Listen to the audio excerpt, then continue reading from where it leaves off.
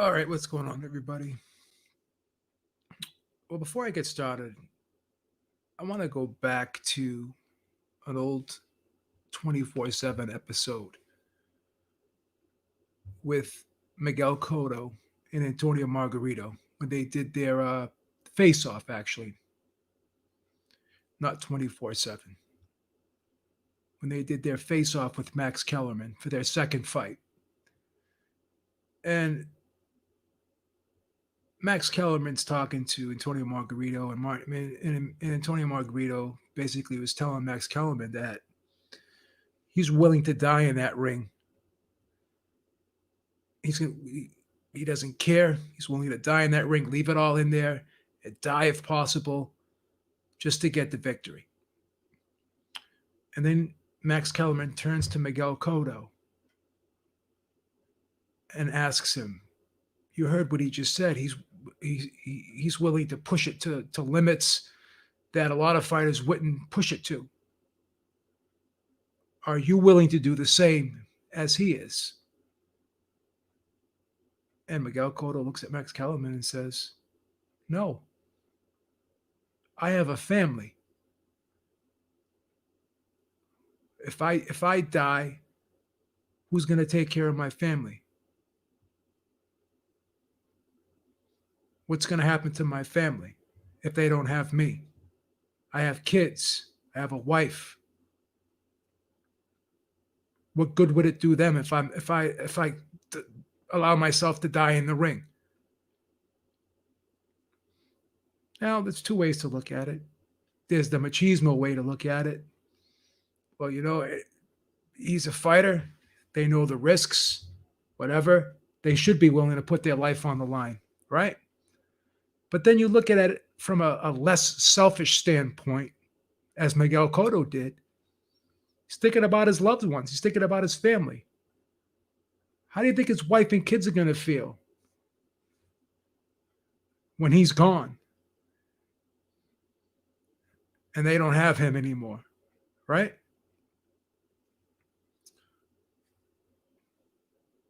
Think about that. And that's the same thing that was going through my mind that night when Deontay Wilder complained about Mark Breland pulling the plug on that fight with Tyson Fury. That was the same feeling that crossed my mind. It's like Deontay Wilder's got children. He's got a family. He's got people who love him. What are they going to think? How are they going to feel if he dies in the ring? Is he willing to leave all that behind?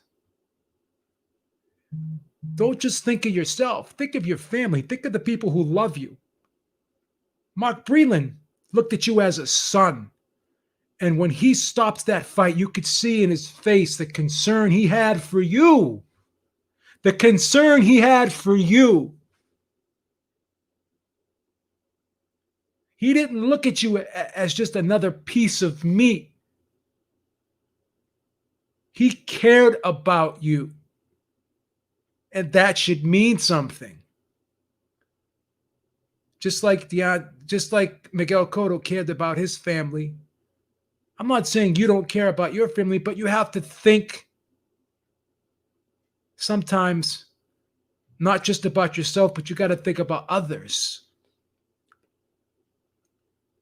You got to be able to self-reflect. You got to be able to step out and look at a situation through someone else's eyes.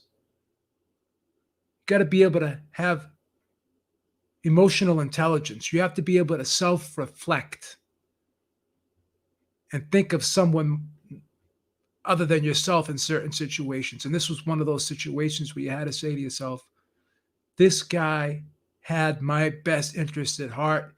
He wanted me to go home to my family, who wants me to be there, who wanted me to come home. Just like Miguel Cotto's family wants him to come home. Just like Tyson Fury's family wants him to come home. So it's disturbing when I read things like I read today on Boxing Scene. that Deontay Wilder is parting ways with the only man in that corner who gave two fucking shits about him. Because everyone else, they saw dollar signs. Mark Breland saw a fucking human being. Mark Breland saw a human being when everyone else saw dollar signs. And everyone else looked at Mark Breland like, what the fuck you doing? No! What the fuck are you guys doing? That's the question to be asked. What the fuck are you guys doing? That's what you ask. Not what are you doing? What the fuck are you guys doing? That's the question that needed to be asked. If you really want to know the truth. Thank you so much, Alexander Wilson. Remember that Wilder's team said that they had a snake in the grass. So to them, it feels like Breland was that person. His corner's a mess. Well, that makes it even worse, Alexander Wilson. And thank you so much for the super chat. I appreciate that. So let's read this article. And this is from Dan Raphael, and I'm not a huge fan of boxing scene, but I do respect Dan Raphael as a journalist. He's not just going to put something out there, and he actually has quotes in this article. So he actually did talk to Shelley Finkel. So let's just read this. That was a decision that was made. Shelley Finkel, Wilder's co-manager, told Boxing Scene on Friday. After his next fight, it will be determined if the right decision was made or not. So even Shelley Finkel, who goes way back to the 1984 Olympic team, all those guys that turned pro, Pernell Whitaker, Mark Breland, Evander Holyfield, Terrell Biggs, that whole team. Shelley Finkel managed Meldrick Taylor. Managed all those guys. So he goes way back with Mark Breland. So even he doesn't look like he's 100% on board with this. So Finkel, it goes on to say, Finkel, who managed Breland during his professional boxing career, brought Breland into Wilder's camp when Wilder turned pro, believing he would help him perfect his jab and bring a wealth of experience. Co-trainer, co-manager Jay Dees, who trained Wilder since he was an amateur, who claimed the bronze medal in the 2008 Olympics, remains in the corner and will get Wilder ready for the third fight with Fury, Finkel said.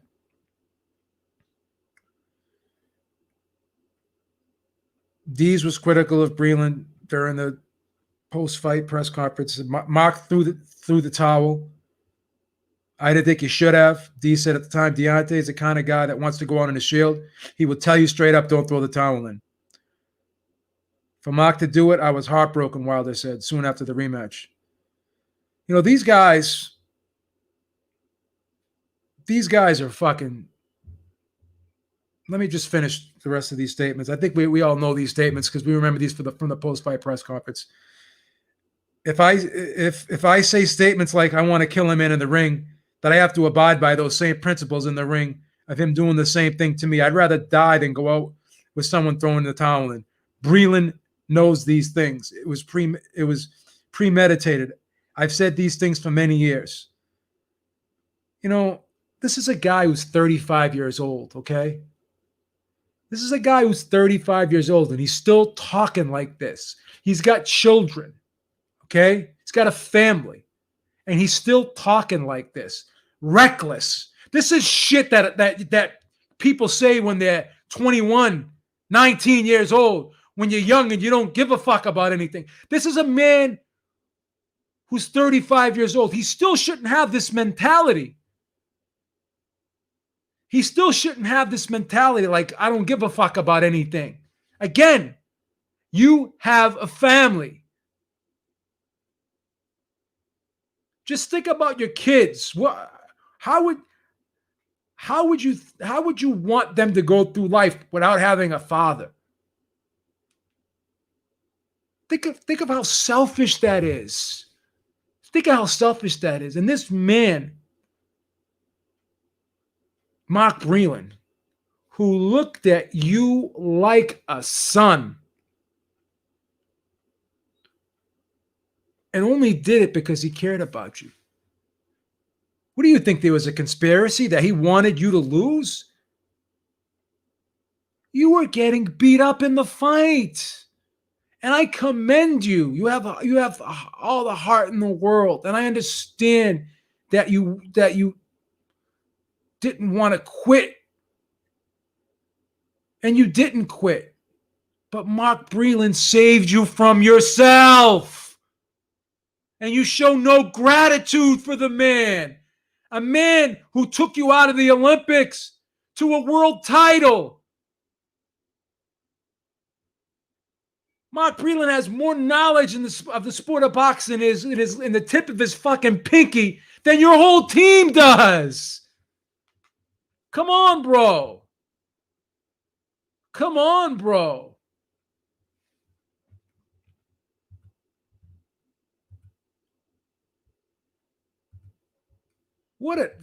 How ungrateful can you be?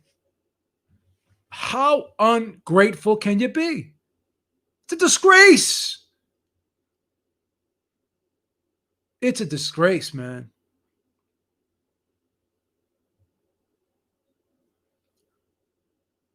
You know what? I think he's going to pay for it.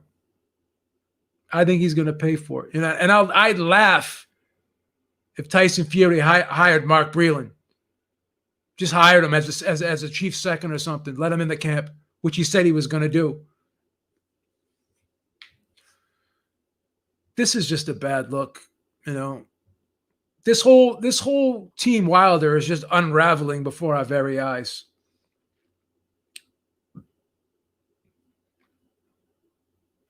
Unraveling before our very eyes.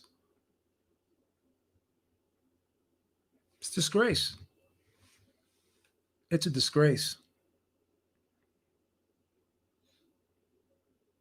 You know? More of this friggin' macho talk in the article. I'm a warrior. I feel the same way I felt on fight night. If I have to go out, I want to go out on my shield, Wilder said, announcing his decision. But I understand that my corner and my team has my best interest at heart. Mark Breland is still a part of Team Wilder, and our team looks forward to preparing for the trilogy fight. This is what he said after the fight, a couple days later. Now Wilder changed his mind as he gets ready for the third fight, which is tentatively supposed to take place in December. This is crazy, man. It's crazy.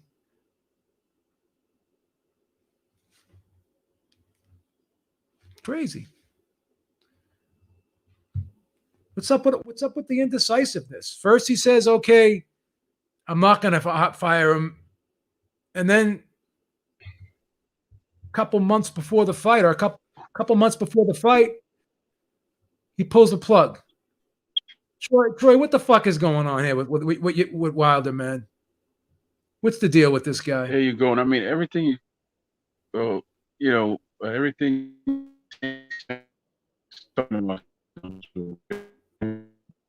Breaking up a little bit. Can you hear me? Yeah, now I can hear you. What it is? What it is? Hold on. Yeah, you're breaking up again, bro. Well, why don't you jump out and jump back in? Yeah. Okay. Jump out and jump I'll do just that.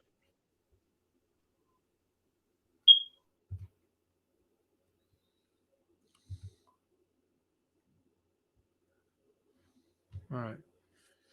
Yeah, I mean, we'll wait till he jumps back on, see if he, let him give his take on it. But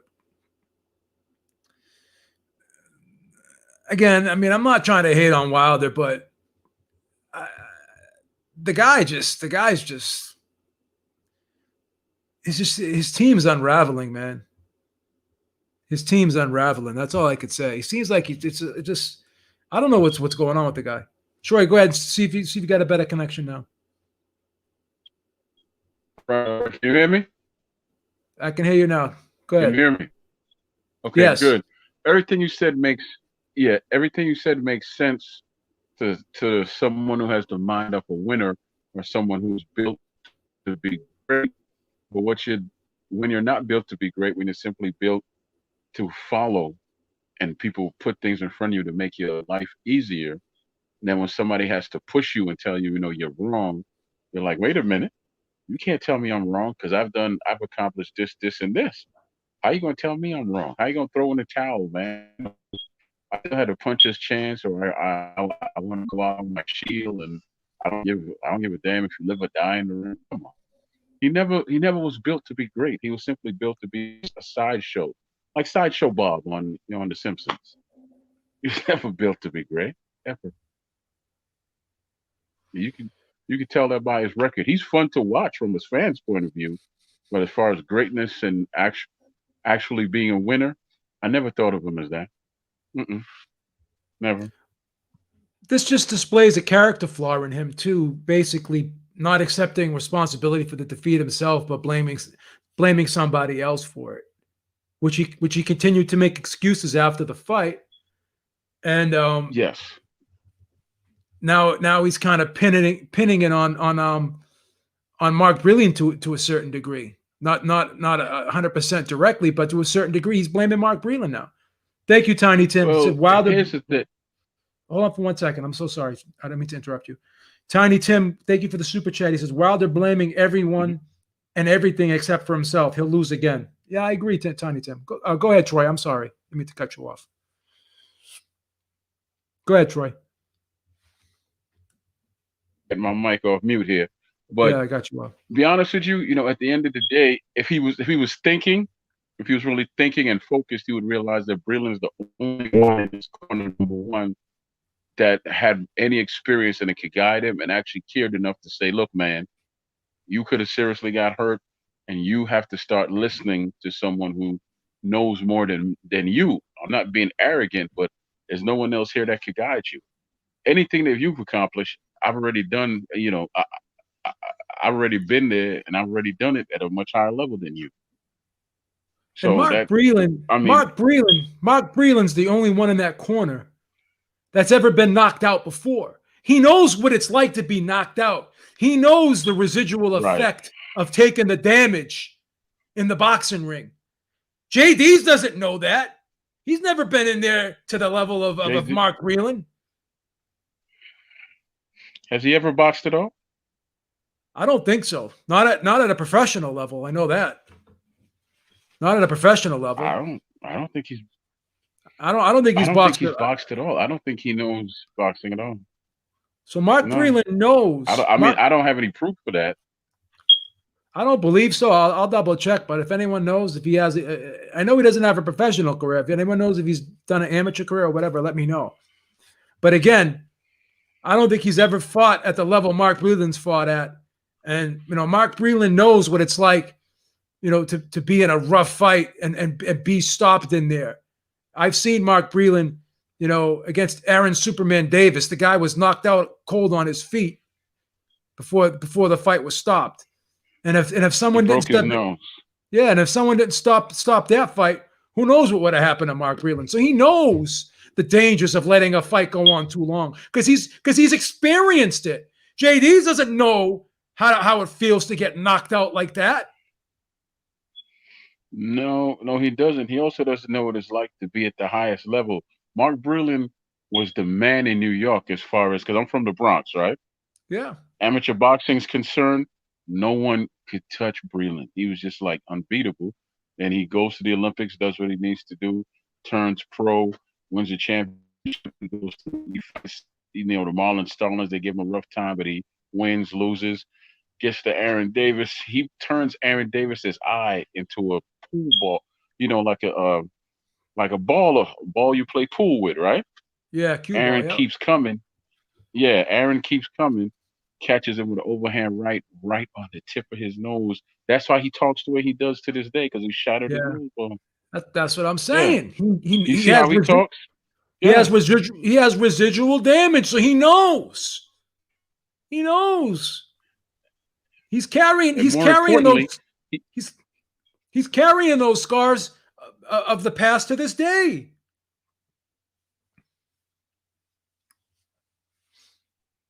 Go ahead, Troy.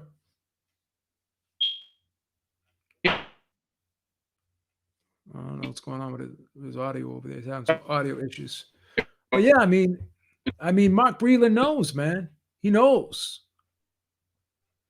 So you got to respect Mark Breland's authority. He's walked a mile in those shoes. He knows how it feels. So, I mean, it's just disgraceful, man. Troy, I think you're having some audio issues again, bro. I don't know. I don't know. I think you may have some Yeah, internet. yeah. I'm gonna go ahead and jump off. All right. All right.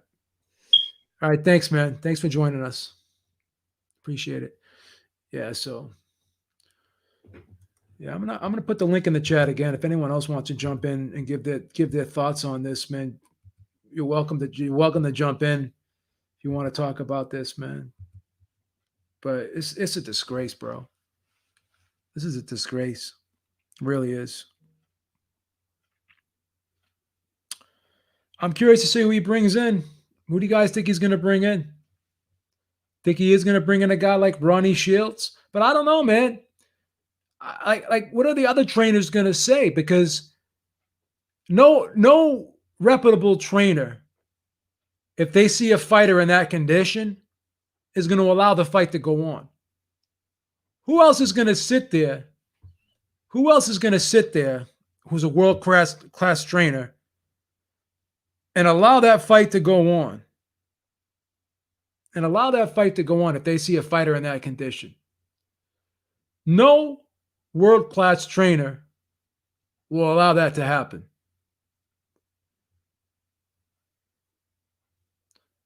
So now, going into a third fight, the ref is going to be extra careful if they see Wilder get in trouble again. Because they know the corner's not going to stop it, so they're going to have to jump in. Maybe they'll jump in quicker this time. Maybe the ref will jump in quicker this time if he sees Wilder in trouble because he knows his corner won't pull the plug. So they're going to be looking extra close at Wilder because they know that he's going to keep going no matter what. So they're going to have to save him from himself if he's caught in a situation like that again. Jonathan Banks. Well, once again, no matter who he brings in, he's going to have that conversation. Hey, man, if I'm hurt like that, I don't want you stopping the fight. Who's going to agree to that? I could never agree to that if I'm a trainer. I could never have that hanging over my head that I let a fight go on too long. Who's going to allow? That's another thing too. That's another thing too. You're asking a trainer to put himself in a situation where he's going to have blood on his hands. I mean, this fight, like, think of someone else besides yourself for a change. And again, you're the one taking the punches. All the respect in the world goes to you. You're the one that does put your life on the line. But there's other people that are there to protect you from yourself. So you don't have to lose your life. There's people in the sport of boxing who are there to protect you, the fighter.